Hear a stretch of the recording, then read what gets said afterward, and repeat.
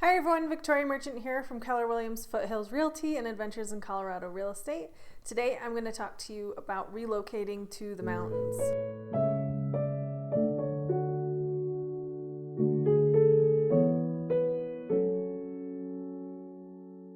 Just as a brief recap of last week, we were talking about a buyer and seller that I hooked up together. The buyer came from a previous listing of mine and didn't get that house. And I was talking about how I had hooked up this buyer and seller. The buyer has his own agent, and then I represented the seller. And it worked out. We went under contract, and my seller couldn't be happier. So if you want a little bit more on that from last week, check out my episode from Thursday. Today I'm going to talk about relocating to the mountains, and for me that is, my expertise would be for Jefferson County in the Evergreen, Conifer, Pine, Bailey, Morrison area. So those are towns located on the beginning of I-70 as you go into the foothills, and also 285 corridor coming from Denver. So the first thing that you're going to want to consider is your source of water. It's a big deal up here to know how much water you have, where it's coming from. Is it city? Is it community? Is it well? So many of the homes up here are on their own wells, which is great because it means you don't have a water bill. However, if your well is not a very high producer, sometimes you have storage tanks in your home. So when you're looking at houses that have storage tanks and you see these huge containers filled with water, you may be a little bit concerned at first, but once you understand their function, how they work, and how they help you, they don't have to be that scary. So it's something you definitely want to talk to your agent about and educate yourself about, for sure. The next thing I want to talk about, number 2, is septic tanks. So also a great feature of mountain living because you don't have a utility bill for your sanitation. But it is something that you need to maintain and take care of, just like any other system in your house. So the septic system is rated for a number of bedrooms. It doesn't go based on bathrooms, it goes based on bedrooms. So you may hear your agent saying, oh, it's a 3-bedroom house on a 2-bedroom septic, which means it only has 2 legal bedrooms because a septic is only allowed for 2 bedrooms. You can't advertise it as a 3-bedroom home. Your agent can give you more details about this. Something interesting about septic systems, also in Jefferson County and some of the surrounding counties, is that it has to be inspected and pumped if the inspection deems it needing pumping prior to closing on the home, and that's a responsibility of the seller. So that's something to talk to your agent about also. Another thing to consider when moving to the mountains is the weather. Jefferson County mountains are a bit colder than Jefferson County flatlands, so like Lakewood, also in Jefferson County is Wheat Ridge and Arvada.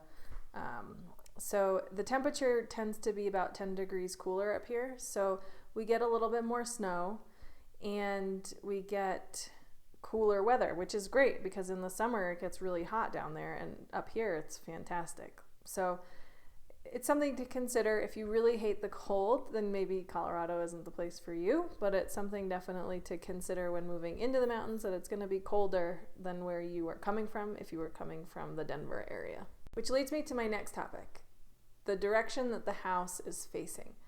You wouldn't believe it, or you wouldn't think about it, but when you are purchasing a home in the mountains, it's super important to know what direction the house is facing.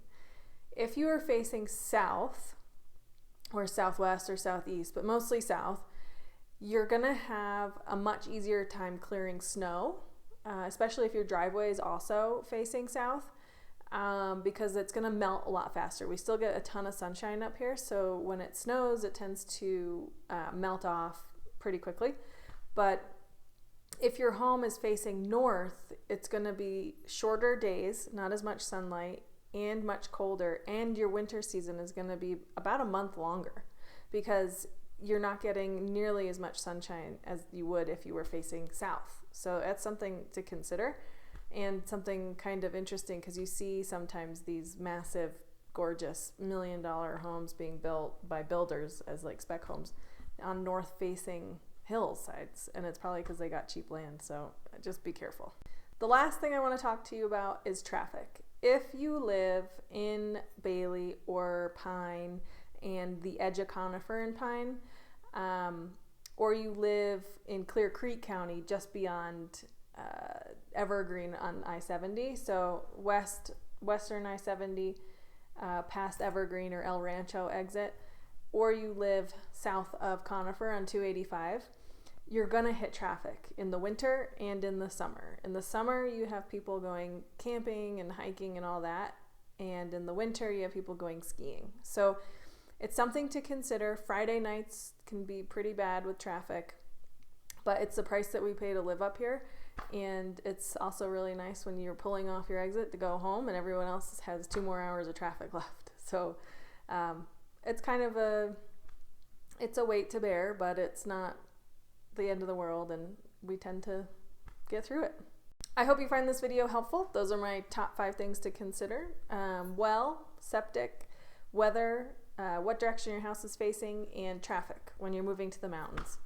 So if you have any questions, feel free to reach out or ask your agent. There are lots of important things that you should know about when you're moving up to the mountains.